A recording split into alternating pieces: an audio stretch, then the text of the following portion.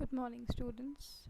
So, today again we'll be continuing with the same chapter that we started in the previous class.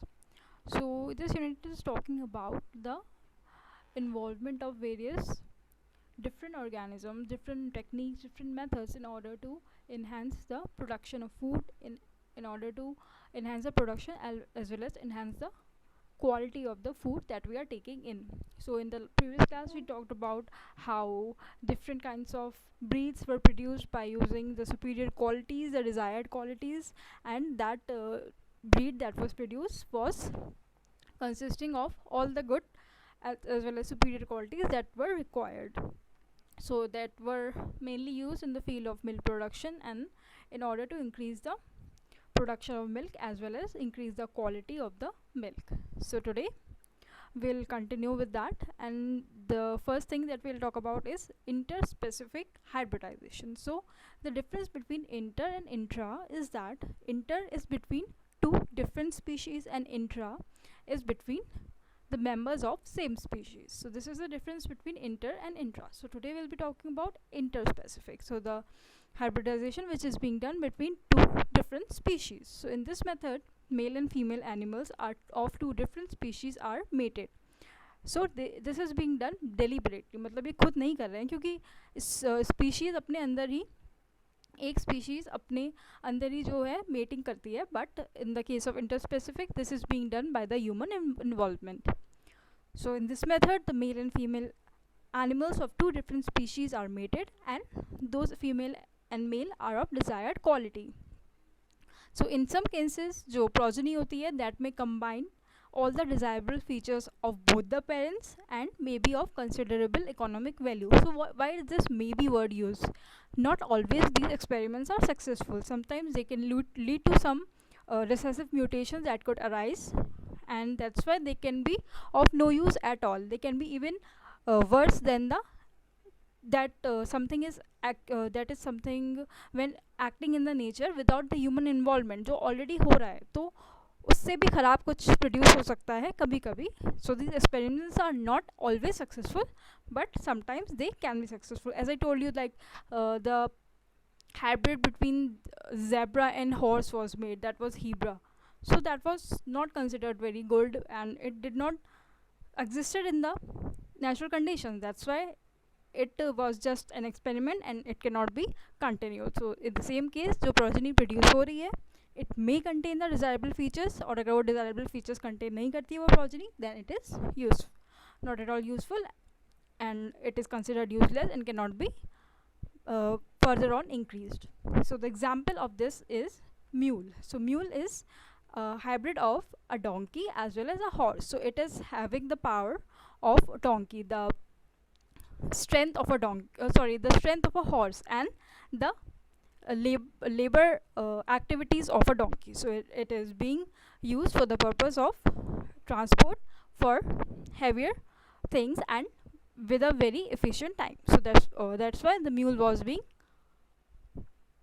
experimented upon, and it was made by the human activities. Then we're talking about the artificial insemination. So insemination, the word itself means inserting the semen from a male to the female. So it is done artificially. Artificially means it is done by the humans, not naturally. So what happens in this? The controlled breeding experiments are being carried out, and these are being used in the artificial insemination. जो semen होता है, it is being collected from the male, and that is chosen as the parent, and that semen is injected into the reproductive tract of the selected female by the breeder. तो दो select करते हैं हम लोग animals, एक male एक female. तो जो भी मेल हम लोग कंसिडर कर रहे हैं एज पेरेंट, उसका सीमेन हम कलेक्ट करते हैं, और जो हमने as a female parent consider किया है और सिलेक्ट किया है, तो उसके reproductive tract में we inseminate that or insert the semen. And the success rate of crossing mature male and female animals is fairly low, even though if the artificial insemination is carried out. So again success rate जो है वो काफ़ी लो होता है, क्योंकि ये ज़्यादातर mature males and females को लेके किया जाता है, and that's why they have gradually not lost completely, but there is a decline in the reproductive ability of these mature males and females. That's why जो success rate है crossing का between mature male and female by the process of artificial insemination is not very successful.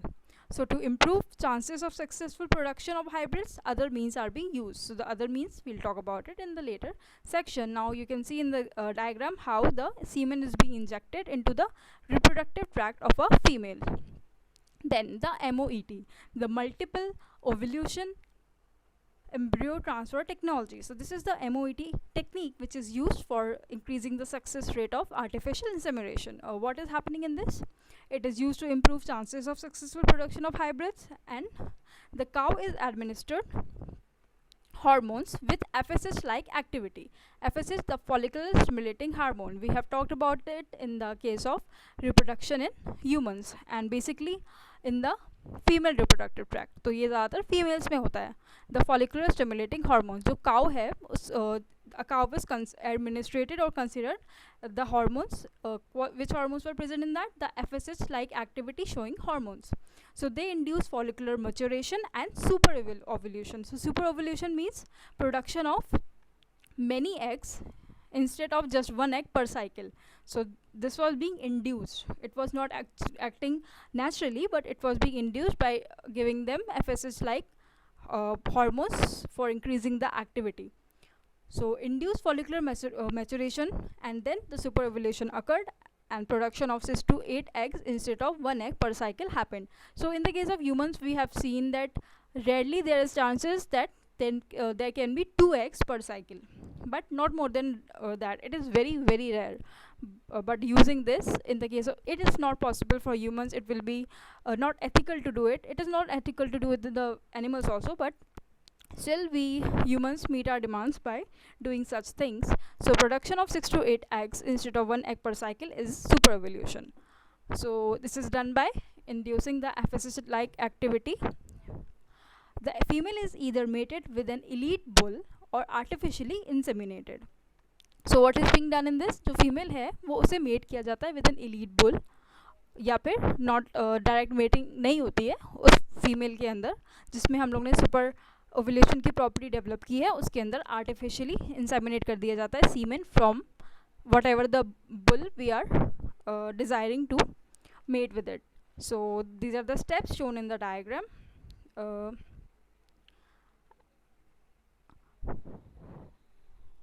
So these are the steps. What is happening in this? The ovum is picked up. Then what is happening? The oocytes are selected. Then the transport for the laboratory. Now these oocytes, once collected from the female, are being transferred to the lab in vitro maturation. What is in vitro? The maturation in the laboratory, and in vivo naturally. So this is the difference between in vitro and in vivo. In vitro, if something happening, that is being done artificially in the laboratory, and in vivo, that is something acting naturally. जो actually में होता है, that is in vivo, और जो artificially किया जाता है labs में by maintaining the similar conditions like the natural ones, that is called as in vivo conditions. So now after being transported for the laboratory, then in vitro maturation किया जाता है and oocytes का, जो कि हमने cow से collect किए हैं. Then what happens? In vitro fertilization. अब एक बार maturation हो गया, now they are being made or prepared for the purpose of in vitro fertilization. तो lab में ही इनका fertilization होता है by selecting a semen from the desired bull. अब यहाँ पे embryo develop होना start होता है. This is 1 cell, 2 cell, 4 cell, and then many cell stage comes. So now embryo in vitro culture is being developed by providing the appropriate environment, whatever it is requiring, and then embryo transfer for the recipient cow. तो यहाँ पे this is all the steps being done in case of MOET, the multiple ovulation embryo transfer technology, and it is for the increasing success rate of hybridization experiments. So this is one other example. Tissues from the cell donor are being collected, and the cells from the animal to be cloned are maintained in the lab so they do not grow or divide. तो इनको ऐसी conditions दी जाती हैं, which conditions हम लोग को ऐसे hormones देने पड़ते हैं जो कि जो division की ability है उसको suppress करती है. So अगर ये naturally present रहेगा in the donor only, animal के अंदर ही रहेगा, तो ये divide हो जाएगा क्योंकि इसकी property है, it is of division. But हम इनको निकाल के आइसोलेट कर देते हैं और लैब में ऐसी कंडीशंस में रखते हैं so that they do not grow और डिवाइड. अब इसमें से न्यूक्लियस रिमूव किया जाता है. Then what happens, the reconstructed embryo grows for 7 days. अब इसको, ये जो एम्ब्रियो बनता है आफ्टर फर्टिलाइजेशन, इसको हम ग्रो होने देते हैं for 7 days. Then this is being implanted into the surrogate mother. What is surrogacy? When ever, in the case of humans I'm talking, or it may be happening in animals also, if a mother is not capable of conceiving, or if she don't want to conceive, so there are some methods, that ovum being collected from the mother and semen being collected from the father, the natural father and mother. तो उनमें से हम ovum और collect कर सकते हैं sperm, then we can fertilize them in, that is the in vitro fertilization. फिर हम 7 सेल एम्ब्रियो तक हम लोग 7 days तक उसकी ग्रोथ करवाएंगे in the lab conditions only. और जब एक एम्ब्रियो इतना अप्रोप्रिएट साइज़ का हो जाएगा कि वो सर्वाइव कर पाए, then we implant that embryo in the surrogate mother, जो भी सिलेक्ट की है for surrogacy, and that mother will conceive the child. So this is the surrogacy method, and in India it is banned now. So embryos being implanted into surrogate mother. Now cloned animals born with the exact DNA as the tissue donor cell. तो ये जो tissue cell donor था exact वैसे ही यहाँ पे भी produce हुए, क्योंकि यहाँ पे हमने सेम एम्ब्रियो लिया था एंड जो न्यूक्लियस रिमूव कर दिया था, there were no chances of crossing over और समथिंग एनीथिंग, तो रिकॉम्बिनेशन भी नहीं हुआ. दैट्स वाई जो क्लोन्स थे वो एग्जैक्ट कॉपीज प्रोड्यूस हुए. So this is how it happens. Now if we take the donor and supplies the unfertilized egg, what happens, the egg cell is being taken out from that and nucleus again removed, or same process continue hota hai. So we can either take tissue cell donor, or we can take the donor which is supplying the unfertilized egg, or end point will be, end result will be the same. So this is how 2 different methods can be used in case of producing clones. Now the beekeeping or apiculture. So apiculture is the rearing of honeybees for honey. This is the simplest definition of apiculture. So beekeeping or apiculture is the maintenance of hives of honeybees for the production of honey. तो honeys को अपनी appropriate conditions में रखना, so that जो उनका enhancement है honey का, that could be done, or honey production could be increased.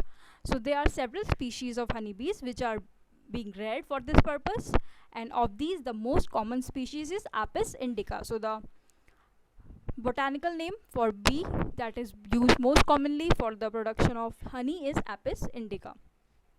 Now the honey is a food of high nutritive value and also finds use in the indigenous systems of medicine. So honey जो है वो काफ़ी medicines भी use होता है, especially in the Ayurveda, and it is of very much high nutritive value. So that's why honey का जो production है, it is in great demand, or that's why we have to use some methods to increase its production. Now honeybee also produces bee wax. So जो इसका secondary product कह सकते हैं हम लोग हनी बी का, बी वैक्स, वो भी बहुत यूजफुल होता है. And it also finds its way in many industries such as in the preparation of cosmetics, polishes of various kinds. So इतने सारे वैल्यू, इकोनॉमिक वैल्यू जब होती है किसी चीज़ की, we have to increase its production. So the following points are to be kept in mind for the successful bee keeping. The knowledge of the nature and habits of bees. तो जो भी हम लोग बीज सेलेक्ट कर रहे हैं in order to maintain them, in order to provide them natural conditions, तो उनकी जो हैबिट और हैबिटेट का जो नॉलेज है वो हमें बिल्कुल अप्रोप्रिएट रखना पड़ता है, सो that they could survive in that condition. अगर हम उन्हें कोई अलग नेचर देंगे या कुछ अलग हैबिटेट देंगे फॉर लिविंग, तो वो सर्वाइव नहीं करेंगी, और if they will not survive, तो honey production will not occur at all. And the second thing that have to be kept in mind is the selection of suitable location for keeping the beehives. Then third, catching and hiving of swarms. Like how, in what way these swarms, or what is swarm, a group of bees, they have to be collected so that कोई इनको damage ना हो, और maximum amount of जो honey bees हैं वो use हो सके for the production of honey. Now fourth thing, the management of beehives during different seasons. ऐसे जैसे कि हम लोग को different seasons में we need different, our requirements are different. So in the same way animals also have different requirements. कुछ animals summer में एस्टिवेट करते हैं, दे हाइड इन समर्स, कुछ एनिमल विंटर में एस्टिवेट करते हैं, सॉरी हाइबरनेट करते हैं. So the sleeping in the summer durations is estivation, and sleeping or going underground in the winter conditions is called as hibernation. तो हमारी भी different requirements हैं depending upon the nature or depending on the habitat or depending upon the seasons, different seasons. So that's why beehives को भी different seasons के हिसाब से different condition provide करनी पड़ती हैं. Then handling and collection of the honey end of B wax. तो जो हैंडलिंग है बी हाइव्स की और उसमें से जो हनी निकालना, that is also a very tedious task, और फिर उस हनी में से बी वैक्स को एक्सट्रैक्ट करना. So all this are very task, very tedious task, and they have to be taken care of, otherwise it could lead to lack in the production of honey and bee wax. So keeping beehives in crop fields during flowering period increases pollination efficiency and improves the yield. तो इन beehives को किस time पे, flowering period पे. As we all know the bees are dependent on nectar of the flowers for their food, और इस nectar से ही वो Honey produce करती हैं. दैट्स वाई जो बी हाइव हम लोग बनाते हैं, जो हम लोग उनको रखते हैं एक पर्टिकुलर जगह पे उनको रखना पड़ता है, सो दैट वो उस एरिया के अराउंड हो जहाँ की फ्लावरिंग पीरियड चल रहा हो, और अगर फ्लावरिंग पीरियड होगा तो उन्हें ज़्यादा नेक्टर मिलेगा, और ज़्यादा नेक्टर मिलेगा then they will be able to make more and more honey. So these are some very much important points that have to be kept in mind for beekeeping or for increasing the production of honey. Then fisheries this is again a very increasing demand. Fishes are very much increased in demand as they are required for many purposes, and fishes are being considered as a very good source of protein. That's why their production have to be increased. Fishery is an industry that is devoted to catching, processing or selling of fish, shellfish or other aquatic animals. तो fisheries में सिर्फ fishes नहीं आते हैं, बहुत सारे aquatic animals like crabs, prawns, sea foods mainly, ये सब जो है वो फिशरीज़ के अंडर ही कंसिडर किया जाता है, और it is mainly devoted to catching. तो फर्स्ट प्रोसेस जो होता है फिशरीज़ में, that is catching of the animal aquatic animals and fishes, then the processing of these fishes or other aquatic animals, then selling of these. So processing में जो है that is the main thing. उस processing catching को भी बहुत ध्यान से करना पड़ता है, so that there is minimum amount of death of the fishes, और processing जो होती है that is also taken care of with very great effort. Now the selling of fish is done after the processing is complete and they are ready for being sell out. So freshwater fishes that are being very much produced are cutla, rohu and common crab. Then marine fishes are sardines and mackerel. So these are the different fishes. So in order to meet the increasing demand on fisheries, different techniques have been employed to increase production. So as we all know that they are on great demand, और जो भी great demand में होता है उसको हम लोग को ह्यूमन एक्टिविटीज़ इन्वॉल्व करते ही हैं हम लोग, सो दैट उसकी जो प्रोडक्शन है वो ज़्यादा से ज़्यादा बढ़ सके. Through aquaculture and pisciculture, we have been able to increase the production of aquatic plants and animals, both freshwater and marine. तो एज वी ऑल नो कि जो फिशेस हैं वो aquatic कंडीशंस में रहती हैं, तो दो डिफरेंट कल्चर्स हमें यूज़ करना पड़ते हैं. Aquaculture in order to increase the production of aquatic plants and animals, both freshwater and marine, और जब ये जो इन्वायरमेंट है वो अप्रोप्रिएट हो जाएगा फिशेस की ग्रोथ के लिए, तब फिशेस को इन कल्चर्स में ट्रांसफ़र किया जाता है, सो that they can be a very much great production of these fishes or artificially also, not only in the natural conditions like oceans and all. यहाँ पे जो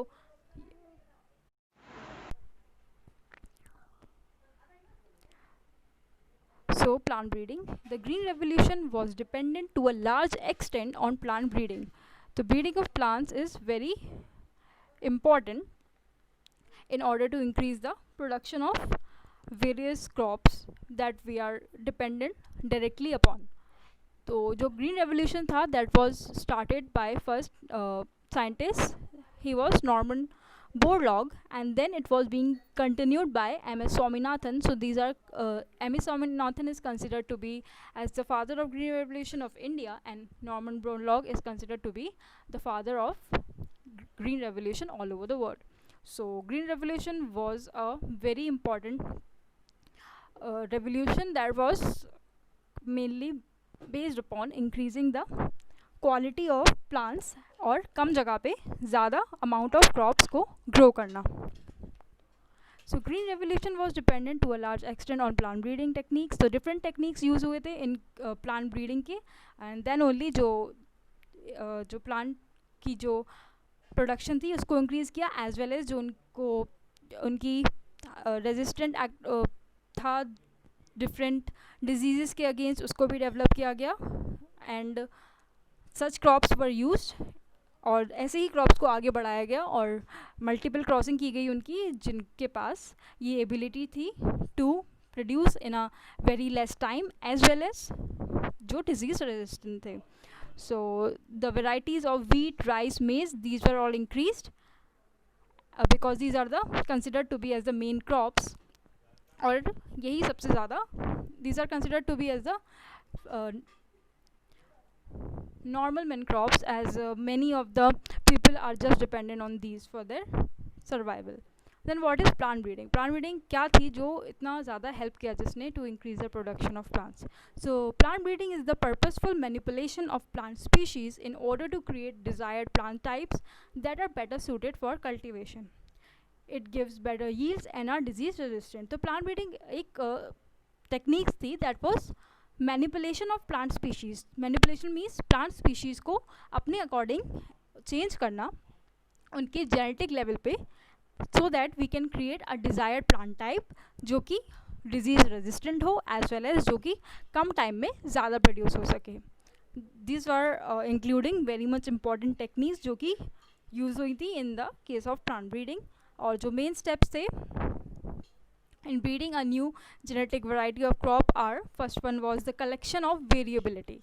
So the collection and preservation of all the different wild varieties, species and relatives of the cultivated species. तो एक species को जिसको भी हमने consider किया है like wheat, तो उसका collection सबसे पहले important था, then उसका preservation, और किस चीज़ का preservation, उसका wild variety जो कि normally nature में grow हो रहा था, then उसकी different species जो कि उससे related थे. Then what we did, evaluation and selection of parents. Then evaluation was done, and it was to identify the plants with desirable characters, and then the selected parents are multiplied and used in the process of hybridization. The evaluation purpose was mainly in order to increase the desirable characters. एक बार हमने characters select कर लिए, अब उनको increase करना था. That was done in the evaluation process. The selected parents जो थे plants that were being multiplied again and again, or so that they can increase in the production, और जो plants थे that were not of desired qualities उनको eradicate कर दिया गया. Then cross hybridization among the selected parents. What happens in the cross hybridization? जो parents हमने select किए हैं जिनमें desired qualities हैं, जो cross hybridization था, that was two parents to produce hybrids that genetically combine the desired characters in one. तो दोनों जो parents हमने produce किए थे जो desirable qualities के थे, उन दोनों को अब mating कराई उन दोनों में, और एक जो नया offspring produce हुआ, जो नया plant produce हुआ, इसमें दोनों parents के desirable qualities present थी. Then what happens? Selection and testing of superior recombinants. So the selection process is very crucial to the success of breeding objectives and requires careful scientific evaluation of the progeny. So the selection process था that was crucial to the success of breeding objective because it required some very careful scientific evaluation of the progeny. क्योंकि जो progeny produce हो रही थी उसका evaluation करना भी ज़रूरी था so that it should not produce on later prospects वो कहीं humans के लिए good के जगह bad results ना दे. So that's why some careful observations were done after it was produced. These are self-pollinated for several generations till they reach a state of uniformity. As we all know कि अगर बार बार कोई भी self pollinate किया जाएगा किसी plant को, तो एक time बाद वो उसमें जितनी भी desired qualities है वो loss हो जाती हैं और uniformity ख़त्म हो जाती है.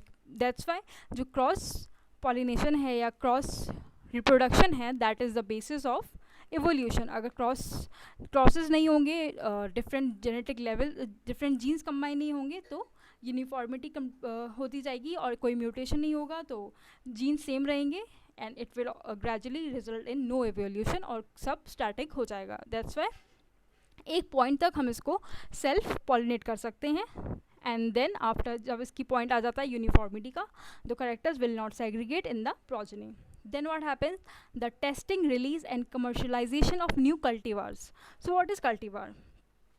So जो भी हम select कर रहे हैं in order to be used for enhance in production, तो जिस चीज़ का भी हमें प्रोडक्शन बढ़ाना है उसको हम एज अ कल्टीवार यूज़ कर रहे हैं. देन उसकी टेस्टिंग और उसको फिर रिलीज़ करना as a commercial, so that जो नॉर्मल ह्यूमन बींग्स है, नॉर्मल पॉपुलेशन है, वो उसको कंज्यूम कर सके. This is the last step. So this evaluation is done by growing these plants in the research fields and then recording their performance. तो पहले ये रिसर्च फील्ड्स में ग्रो किया जाता है इनको, फिर इनकी परफॉर्मेंस देखी जाती है under ideal fertiliser application, proper irrigation and other management practices. Then it is followed by testing the materials in farmers fields.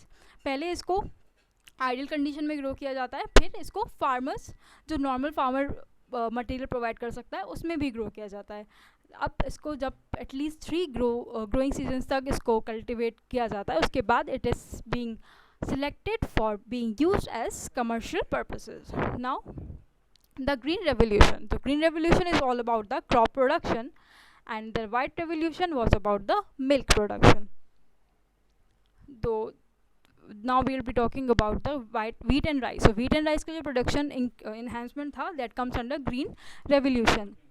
तो ये जो wheat and rice था, these were the two crops that were being grown in the green revolution in the maximum amount. So in the year 1963, several varieties such as Sonalika and Kalyan Sona, which were high yielding and disease resistant, that were introduced all over the wheat growing belt of India. So the main wheat growing belt of India are the Punjab region, Haryana, ये सब. तो यहाँ पे जो wheat growing belt है, यहाँ पे जो appropriate environment है, यहाँ पे जो ज़्यादातर varieties that were being grown were Sonalika and Kalyan Sona, because they were very high yielding as well as disease resistant, and then these were being introduced to all the part of the India that was considered to be as the wheat belt of India. Then semi-DOF varieties were derived from IR8 and Taichung native 1. They were introduced in the 1966, and ये जो पहली semi-DOF varieties थी, सबसे पहले semi-DOF varieties produce की गई जिनमें जो एरिया ये कंज्यूम कर रही थी वो कम था, जो इनका अननेसेसरी पार्ट था वो कम ग्रो हो रहा था, और जो नेसेसरी इनका ग्रेन पार्ट था वो ज़्यादा ग्रो हो रहा था. यही that was the main aim of green revolution, to use less land and to create more and more amount of crops. Then later the better yielding semi-DOF varieties were there, that was Ratna, and it was developed in India. Now the sugarcane. Sugarcane also was considered to be as a to be as very important in the green revolution process, but after wheat and rice, the Saccharum barberi and the Saccharum officinarium were crossed to get the desirable qualities. ये तो दोनों, Saccharum is the genus of sugarcane, barberi and officinarium are the species of sugarcane. तो इन ये दोनों high yielding varieties थी, इनको cross किया गया और जो डिज़ायरेबल क्वालिटीज़ इनसे मिली, that was high yield, thick stems थे, हाई शुगर था, और ability to grow in the sugarcane areas of north India इनमें ज़्यादा था. That's why these were considered. इन दोनों का क्रॉस कराया और the result was again of a very good hybrid. Then some millets were also being used, being grown by this method. The hybrid maize, jowar and bajra have been developed in India, which are very high yielding and also resist to water stress. Water stress resistance means कि इनमें जो water requirement थी वो कम थी, and जो growth था इनका वो ज़्यादा था. That's why अगर as India is not having a lot of rain in some parts, so that's why वो उन regions पे भी grow कर पाए. This was the main aim for the millets. Now plant breeding for the disease resistance. So methods of breeding for disease resistance, the various sequential steps are there in this. This will be doing in the next class. For now, this much is enough.